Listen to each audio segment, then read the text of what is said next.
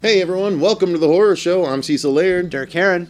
Fuego here. Here to continue our discussion about Hereditary in a very spoilerific way.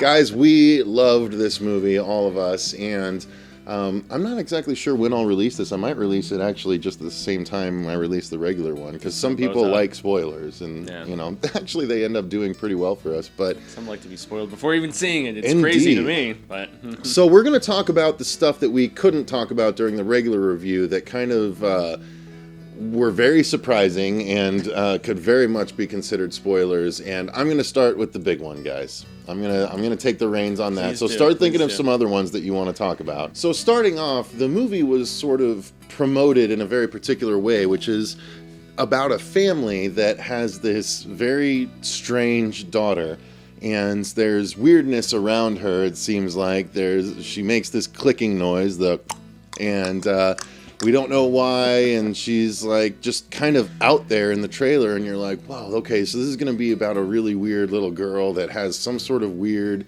supernatural tie or something like that.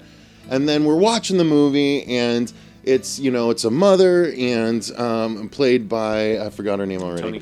Toni Collette, and then the father played by Gabriel Byrne, and then a son and the sister, the daughter. The son wants to go to a party, and basically he goes to ask permission, and the mom has been frustrated with different things, and so she kind of wants to get rid of the daughter at the same time, and it's like, did you ask your sister if she wants to go? And he's like, no. And so she basically goes to the daughter and tells her she's going to go with the brother, and the brother takes her along to the party and pretty quickly ditches her and says, hey, I'm going to go into the other room because he wants to go smoke with some friends. He wants to blaze. And he's like, hey, look, they're having cake over there. You just have some cake and relax out here for a minute. I'll be right back. And they've already sort of let you know very blatantly that the girl is allergic to peanuts because she starts off eating a chocolate bar, and the mom runs up. She's like, is there peanuts in that? And she's like, no, and like, so it's obviously an issue. So she eats the cake and starts having a reaction, and the brother's in the other room smoking with friends, and then she walks in, and he just like, hey, what's going on? And she's like, I can't breathe very well, and he's like, oh shit. Yeah. And so he scoops her up essentially and is flying in the car down to the hospital, and she is having a legit anaphylactic onset where her throat is closing up, and she's in the back seat kicking the door like flailing about. Yeah. And that in itself is terrifying enough. Like, I get really scared when I have trouble breathing. Like, that is a legit frightening thing. And so I'm watching this, I'm like, oh my god, my tension is way up while I'm watching this, and she is like struggling to breathe, so she like rolls the window down and like gets, climbs her way out and is like trying to, collect some air from the outside. And meanwhile, there's roadkill in front of them, and the brother like sees the roadkill and swerves, and all at once and very quickly we see there's a telephone pole, and he swerves close enough, and it just goes wham, and the girl's like face just gets rocked by the telephone pole. And then the car stops, like it cuts to a wide shot where the car stops, and it cuts to the brother inside, and he's just like in shock, and he's just like it takes him a minute. I'm not going to attempt to do what he does because that's all part of the acting of it, but he just like straight up drives away. And like he ends up just driving home, and the way this plays out is so aggressive. Does someone want to pick up the ball and run with it at this point? How the rest plays out? Well, it was just what's funny is because like I've had a moment where that's happened before, where I've driven home after like hitting something. It was really late at night, and I didn't know if it was a person or if it was like a dog. Jesus! Holy shit! Yeah. Wow. And I was admitting to a crime right now? I was in shock, and I literally drove all the way home, and then like I called my parents, and it was just like I hit something, and I don't know what happened, and they were like, well, you have to go back to the scene of the crime. Like you left and luckily it was just a dog that was in the road, but like it was huge. It was a big dog, and so, but. So you went back that same, what was it, at night? Yeah, like I just went right back. But the thing is that like I checked my car after I got home, and my car was covered in blood. Oh, jeez. And then I looked Holy looked underneath Jeez. the tire, and like I thought I saw like a human tooth, and I flipped out. I started bawling, and like and my dad was just like, you have to go back to the scene of the crime. You have to find out if it was a human being or not, and luckily it was a dog, and I think that the dog was already dead because like I didn't hear anything, right? And that was what was so sure, Derk, surprising.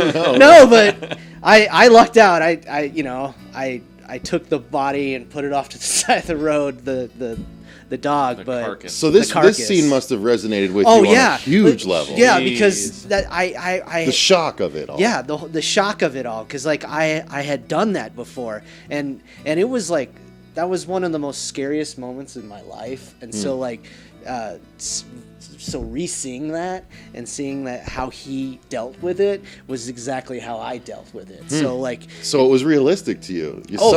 Some might think it far-fetched. Yeah. Well, the only thing that I thought was far-fetched was that like played out a little that there was no repercussions, Well, let's continue what happened then. Let's reveal, because some people don't know. Yeah. So he ends up. He gets home. He goes straight to bed, and not to sleep.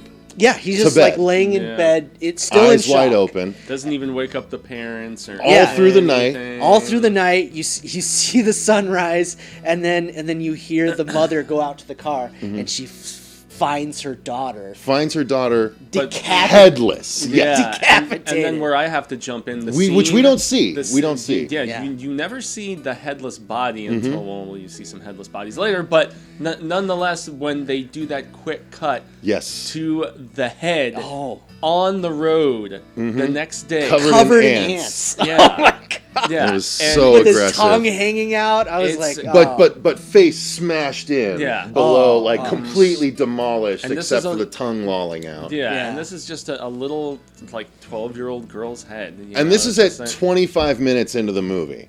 Like, we just took a long time describing it, guys, but it bears that long because it is the most shocking moment I've seen in a movie in a many, many years. This is the best horror movie I've seen in years, but that was the most shocking moment I've seen possibly ever in a movie, where the entire theater just went, whoa! Yeah, all of us were like, because since they never showed the body, we didn't think they were going to show the head. No. We didn't know if she was just knocked back or if literally her head was taken off. Yeah. It was like a gut punch. It really was. Especially after, me telling you that story about me, just reliving that, and then just seeing that head, just like, it was just like that cherry on top that I did not want. Yeah. That rancid cherry. No, but it was it really just, it sold the scene much more, knowing that it got to that degree of brutality. But the interesting thing is that there is a theme of decapitation in this, because when we see the twistedness of this girl, there's a bird that flies and smashes into the window in their classroom at one particular point, and it's presumably dead, but she goes out after class is done, and she picks the bird up. And what does she do? She cuts its head off. With scissors, with scissors, and then puts the head in her pocket. Yeah, that was the first thing when she sees the bird hit the window, and everybody's like she willed it to happen. Yeah, everybody's like freaking out in the classroom, and then she's staring at the scissors, like she's already like thinking about like wanting to collect the head. Yeah, and I think that the trailers maybe gave you more of an impression that this little girl was going to be like a Carrie or like a Charlie from Firestarter. The whole trailer was a mystery. Or something of that nature, but it's totally not that. And for me, like the spoilery stuff is when the story starts to unravel about just how deep-rooted all of this stuff was. It's I mean, you described it as the Russian doll, where it's like... It was a Russian nesting doll, because there's different layers within layers of the movie. And the other thing that I likened it to in our regular review was Paranormal Activity. And the thing I was likening it to was actually the stuff revealed later, where it was all like sort of a witch cult that was doing everything. And this was very much the same thing. This was a witch cult that was being run by the grandmother that they're all grieving at the beginning of the movie. And so, like, this whole thing is sort of being done, but it's a little bit like The Witch as well, because it's all revealed at the end that it was all real, and they were trying to summon this demon, and it was so amazing, right? They're trying to summon this demon, and it's the tracks are laid through the whole movie, where the little girl at one point says that, Grandma wished I was a boy.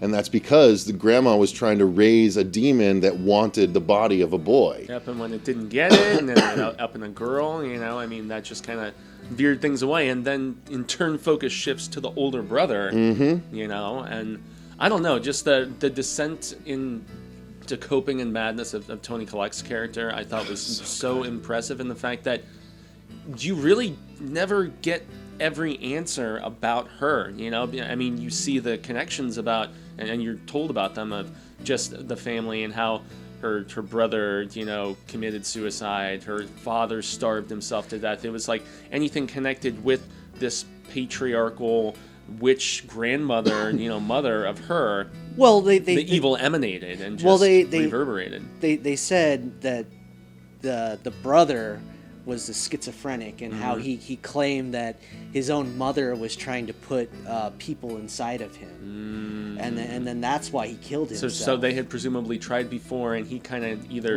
felt something bad was going to happen, or maybe he knew the extent of what she was trying to do, and so he's like, nope, I'm going to kill myself before they can actually do this to me, and let this entity, this Prince of Hell, as they confirm at the end of the movie, one of the three kings of hell, they end up saying. Yeah, that's what it was. Yeah, the final image being the son in wearing the crown, after seeing the visage of this idol that the cult has built and put the decayed head of the little girl on it. Like, it was such disturbing imagery throughout the whole movie. Which was a representation physically of the drawing that we saw in the Book of the Occult early on. Yep. Yeah, like the same posturing and everything. But it was the bird. It was, like Derk pointed out at the night of, it was the bird's head with the crown on it, I believe, instead of actually his head, like I thought. Yeah, like the little girl, all she sketches are heads. Yeah, I remember you mentioning that. And that was very strange. And then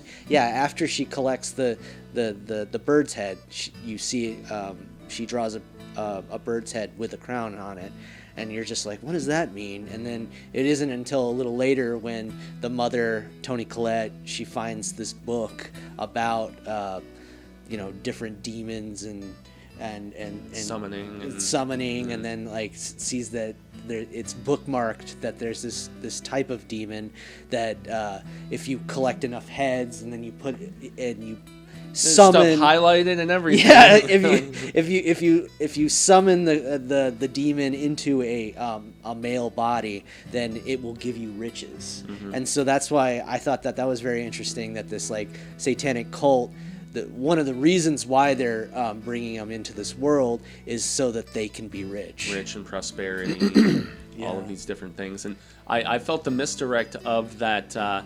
That we find out it's a friend of the grandmother who has passed away. She starts out just as this person who wants to help, Toni Collette's character grieve and show sympathy and compassion and caring, and yet, she was part of the puppet strings that are orchestrating just all of these intricacies of craziness. And I felt the ambiguity that they approached how much of what was happening with her sleepwalking and with all the, just tension she had with her children because of almost killing them at one point and different things like that, they didn't spell it all out for you. So in some ways, you weren't really sure if maybe she was just being partially used as a pawn, or, maybe that was just happening in her sleep. Like, when we're talking about the bodies that got dug up and stuff like that we find out about later on, they never really spelled it out if it was that other woman doing it or if it was her character.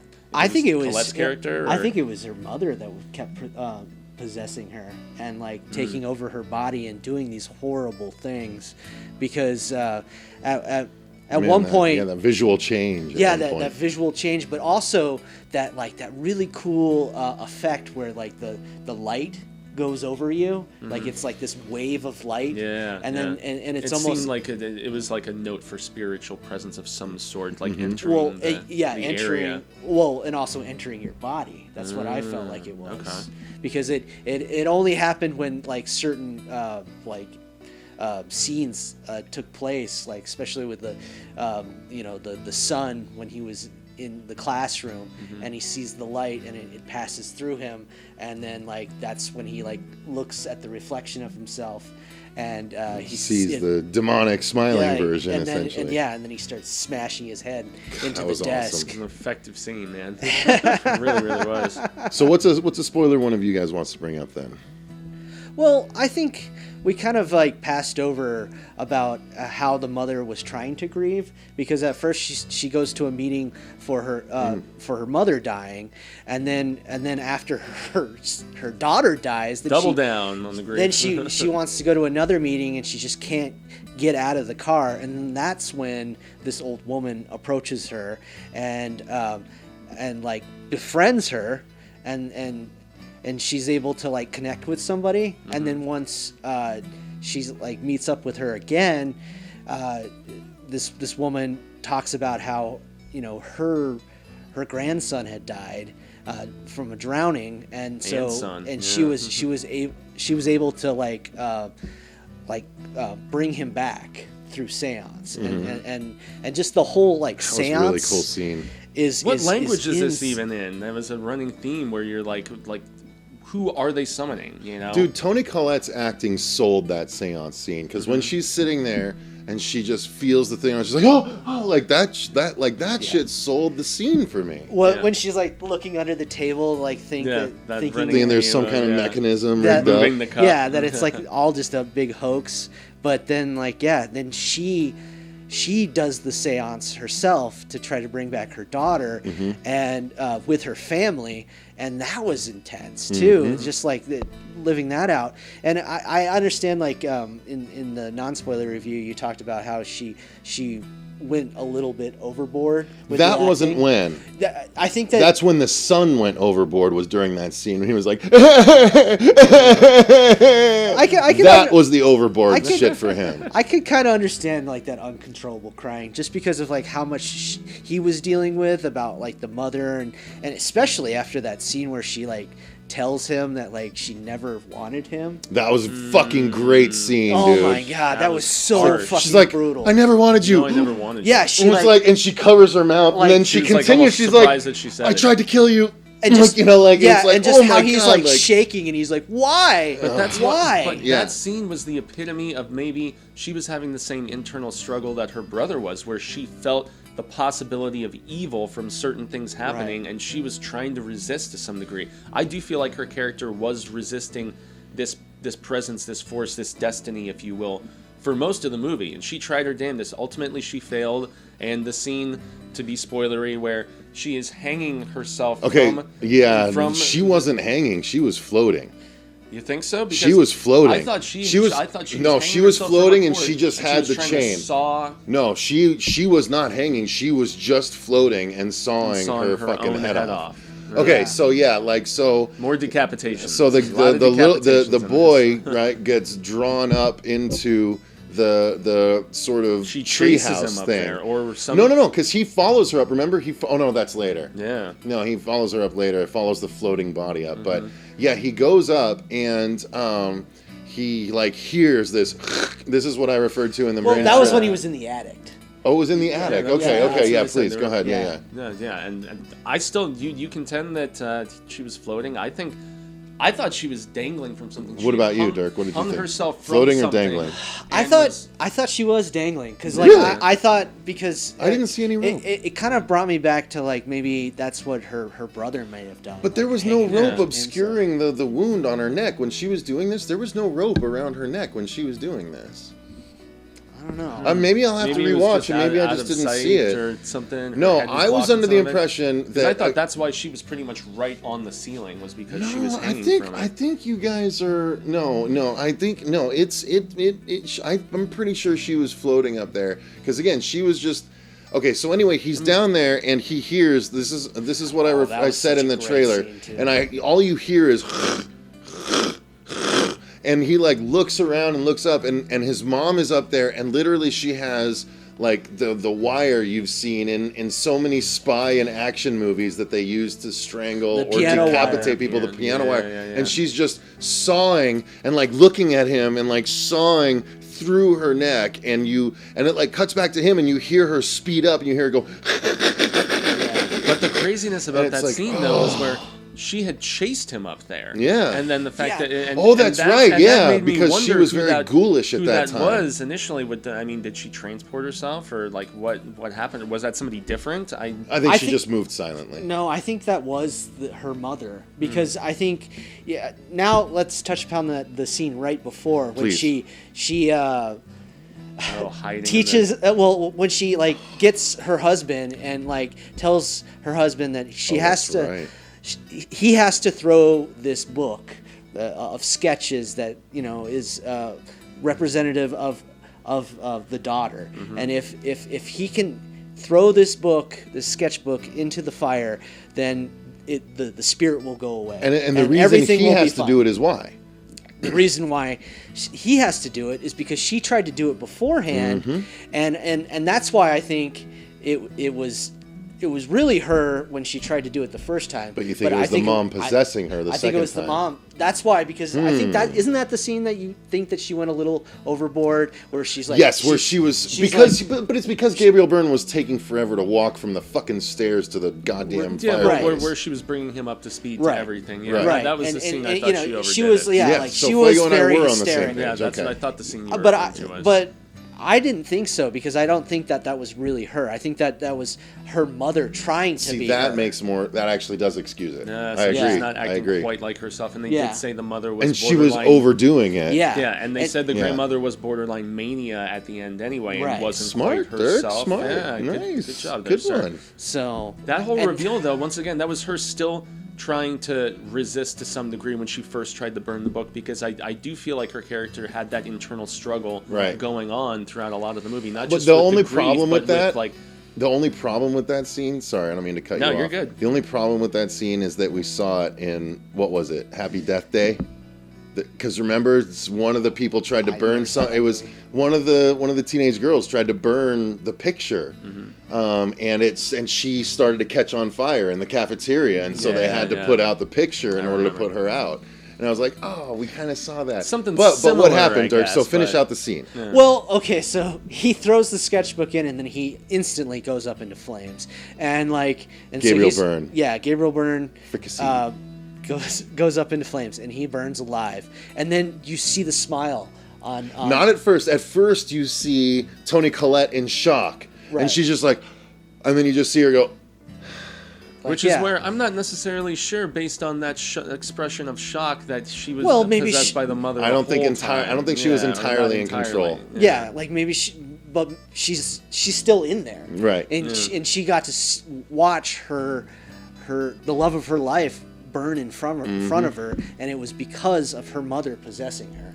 And then right after that, that's when like the son comes home or wakes up, because he had just busted his nose. That's right, yeah. And then he wakes up, and then he can smell his father, because there was that one point where he's like, what does that smell? Like you could see it on his face, and then he comes in and he sees his father just like charred. Oh my god! Oh, and let's get into the cinematography stuff to reveal. Well, that was the parts where it totally reminded me of Paranormal Activity. But that was the first one, was when he walks up, and the shot is from ground level, and you see the corpse and the burnt hand, right? Yeah. And then you see him looking at it, and then in the background, above him, in the corner of the background, you see the mom, out of frame, completely out of focus, like Spider-Man up in the corner, just watching the whole time. Yeah. And they do it again. I had to pull a double take the first time I did it. They do it again later, even more effectively. Yeah, but I remember like just like hearing you go, oh my God, because you saw it, and I know a lot of people weren't seeing it, and I could see it too. And that was the second time.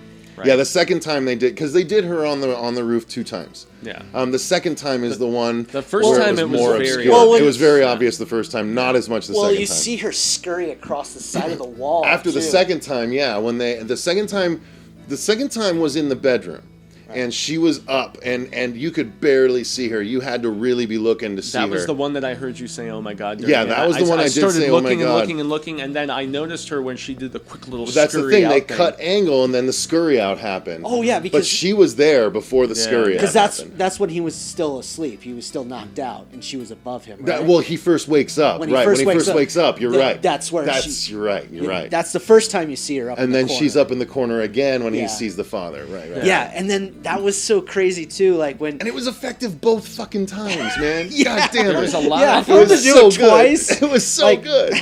Yeah, there was a lot of in the background effective stuff, like you were hinting at during the non-spoiler, where you have to pay attention because there's some stuff that's really on the nose that's also effective as well. Like when he first thinks he sees the sister in the room, and then the head that was so. Oh my God, the head falling off, and it's just the ball rolling toward him. That was a good set piece, man. Dude, that was James Wan level kind of shit right there. Well, and that's when we compared this a lot too. Absolutely. Another thing too that I thought was like super fucking crazy was when he sees his father charred, he like looks over like in a doorway and he sees this naked man, and the naked man is smiling. And at first I was like, is that like his dad, but like a ghost or something? But then like you end up finding out that it's the cult members that are. Some of whom have decapitated themselves already, because in the final scene when they go up and you see all the cult members, there's some bodies that are already lying headless, bowing. I don't think that they were headless members. I think that was the grandmother. It was headless. It was the grandmother and the mom. It was the mom headless. Everyone else didn't had their heads. But they were naked. They all had their heads down, and then they were all worshiping. But that is something that I did refer to in the non-spoiler review was the image of the headless bodies bowed, was so disturbing to me. Effective, man. So disturbing, especially the mom's headless body. It was like, that's just fucked up. Like she was the main character for what happened here. Yeah. Like, where did this movie go? And the grandmother's headless. Yeah, body. Gross, like and the reveal, bloated black body, and the reveal of her having been up in the attic for God knows how long. And that was the first time, because they mentioned smell a few different times. That's the first time the father bought into it all. Yeah, when he sees the headless body, and he's like, "Did you do that?" Like he's like, and he. But yet he didn't privy them to the information of the grave being vandalized and dug up and everything, which is weird that he would. I mean, I guess because she was she was really messed up at the time, so he was trying to save her. Yeah. And I don't know, guys. Any other? They succeed in raising the demon and putting it in the boy by the end of the movie. It's a bleak ending, man. It goes there. It's bleak, but very satisfying. It was as satisfying. I hated The Witch, but the ending of The Witch was very satisfying, and this was satisfying in the same way. They're both 824. And I don't know, but this was golden. This movie. This movie. It was very unsettling. I love that there wasn't like jump scares. It was just like there was like one or two, but it was didn't rely on them. Right. Yeah, and even that moment when after she scurries across the side of the wall, and then he's like he thought he saw something, and then he's like turning around, and then she comes out of the shadows. Yeah, from the other corner. From the other and he corner. bolts, and you're like, no, because didn't they do a lion's roar or something at the same time? I know they did. They did like a when she runs out at him. I think it was short, but I'm trying to remember. I think there was like a buzzing sound, and then it just started the frequency started getting higher and higher, and then when he looks at the corner and she they added the sound of like a lion. I'm telling you, because mark my words when we watch it again, you're gonna hear the roar. Because what I loved about it was that they didn't like throw in like a violin like screech or something like that, to where it's just like it's that loud noise that makes you jump, not like the imagery. And I love that they didn't like fall on that trope. Right. No, agreed. So. Any other spoilers, guys? I mean, I just love the shit out of this movie. Most of them, but, I'm dying to. I want to rewatch it, honestly. Yeah, it's a masterfully messed up film, and I definitely need to rewatch it again. Masterfully messed up. No, it is. That's a perfect way to. The third act of this movie, it just brutalizes you. It truly, truly does, and it goes places you're not expecting, and The first act goes places you're not expecting. Yeah, well, just seeing the miniatures. The culmination of everything. God, the miniatures. Yeah, that first shot. When she was going off the deep end, Toni Collette's character, and when she was like basically when she remade the scene of the death of the daughter, and Gabriel Byrne's character comes in and looks at her. What the hell is this? And he's just like, why have you done this? What if our son sees this? Yeah. And she's like, it's not exactly the same. It's not. And she was trying to justify it and explain it away. And it's not about him. Yeah. You know. And as she got more within her grief and more selfish and stuff like that, like a scene that I thought was incredibly effective was the argument at the table when it's just the three of them, and all the detachment that you saw, the splintering of that family after the death of the daughter, and things just getting worse and worse. Gabriel Byrne's character drinking more. They were all dealing and grieving in their own ways and stuff, and it was very distinctive. It was very much so within just the understandability of the character. It felt like the natural way that they would cope, the way they'd been constructed and everything. But that was a scene of culmination where it was like pretty much one of the first group conversations you see them all having and addressing the issue, and it hit so hard dramatically, especially when Colette just goes off on her son and starts cussing at him and all this stuff. I mean, between that and the scene where she said, I never wanted you, those were two of the hardest hitting, at least as far as just getting me in the feels and crushing me. Seeing those type of interactions were really, I mean, they were a different sort of brutal, but it's effective in a much different but equally impressive fashion. Well, now I remember, wasn't that scene where she said that I never wanted you? That was her dream, wasn't it? It was a dream. Because it gets remember so... when they're both covered, that they're drenched at one point? Yeah, and kerosene, and then like... paint thinner, paint thinner. Yeah, because at first I thought, because they show the son first covered in paint thinner, and I almost felt like that, like maybe it was because like he was sweating because of like the horrible things that his mother's saying, and then it cuts to her, and then she's covered in something, and you're just like, what the fuck is going on? And then they just burst into flames, and you're just like, holy Christ, what the fuck was that? And then she wakes up, and then she goes to her son and wakes him up and then he says, I was having a nightmare as well. And so it's like, I wonder if they were sharing the same fucking dream. This movie was just masterfully crafted. It totally was. And one thing that a lot of films, it's kind of a trope in horror of is it a dream, is it not a dream, especially when there's lots of scenes where it could be one or the other. It's easy for that to, feel tired and familiar or whatever, but it kept you on edge enough, and it balanced things enough that I didn't find it to be too heavy-handed. It was like that porridge was just right. I felt like the story was told so cryptic to where like you still didn't get an idea of what was really happening. Like you had an idea of like, oh, I bet it's this type of movie, and then you're like, nope, and then you're like, oh, I bet it's this type of movie, and then it's like, nope, and then about 2/3 of the way through when she finds the book, and then you're just like, what? It's like a fucking that demon, kind of movie? Yeah, and like he's collecting heads, and you're just like, okay, but you never know how it's really going to play out, and that's what I loved about it. Like once you see the ending, you're just like, yep, that's how it fucking was gonna happen. Well, yeah, because I mean, you go from thinking it's just like a vengeful family spirit or whatever to just seeing this is something way bigger. I mean, like you said, summoning one of the kings of hell to go in the vessel and just be reborn on Earth. It's big time stuff. It starts out making you think it's going to be more of a personal story, and it is. It's a very personal story, but there's so much more to it than that. Well, yeah. When she finds the book too, she also finds that book of like pictures, and then she sees that her grandmother with the satanic cult, and like they're like throwing gold coins at her, and that was interesting too. At the very end, when they show a picture of her, and it says Queen, and now the son is the king. I thought that was like gross. Very strange. The thing that disturbed me so much about the summoning sessions, though, was the fact that I've always really bought into that just horror theme of they're like, well, you can try to contact the dead, but the dead will try to trick the forces from these other realms and dimensions, or hell or the afterlife or whatever. They will often say that they're somebody, but they could very easily just because you're opening that door doesn't mean you're bringing forth what you're hoping to or who you're hoping to.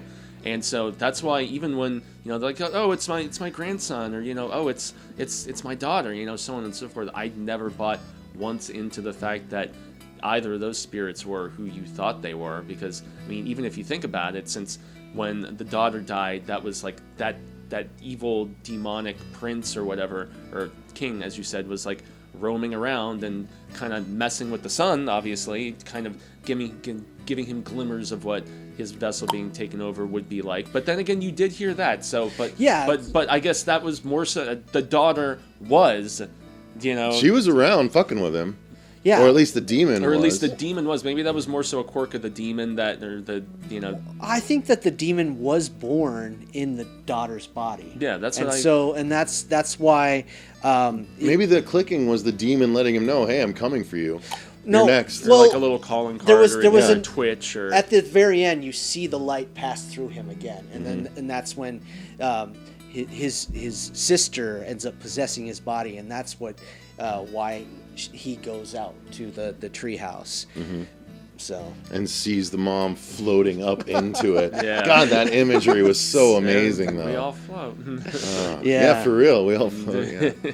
I don't know. Any other things to talk about, guys? I think we discussed the hell out of these spoilers. Yeah, we chopped off pretty much all the heads. The weird thing is we didn't go chronological, so people that haven't watched the movie yet are still going to be like, "Where the fuck does this all fit in?" Why are you watching a spoilers review instead of seeing this movie first? We'll say it's not a spoilers review; it's a spoilers discussion, because that's really, we don't really go through the movie. We just talk about the things that were very spoilerific had we talked about them during the regular review. Yeah. But it was an amazing fucking movie. I'm so excited that we saw it early. I actually am going to encourage Marsha to watch it when it comes out. That's what I tried to do today. What I'm thinking about doing is possibly seeing if Lee, Cody, and CP would watch it, and we could plan to do a big Hereditary discussion next Sunday with everyone that has already, everyone else that's got, the big audiences that might have fun talking together about it. Because I can't stop talking about this. I can't either, honestly. I would take the opportunity to watch it again on Friday night and come discuss it again and just write down all the shit that I didn't remember the first time around. Yeah, I've been trying to recommend the hell out of it, but you can't. You can only recommend it and then say so little, which is the tough part about it. Except here, boom! So this was scratching that itch. Yes, exactly. So make sure you guys go and check out Hereditary if you somehow haven't after watching this whole thing. Yeah, hopefully you did. Hopefully you did. If not, there's a lot of people that'll watch these without doing that because they don't mind and they'll still enjoy it. Kay Smith is apparently one of those kinds of guys. I am not, but nonetheless, we cater to all kinds. And thank you guys very much for watching. Let us know in the comments down below all the spoilery details that you loved about this movie. Or that we missed, absolutely. Who knows, maybe we'll get to it next weekend with another discussion. But I'm excited to know what you guys think about this one. So please leave it in the comments down below. Until next time, I've been Cecil Laird. Derk Harron. I've been Jaime Fuego. And remember, stay scared.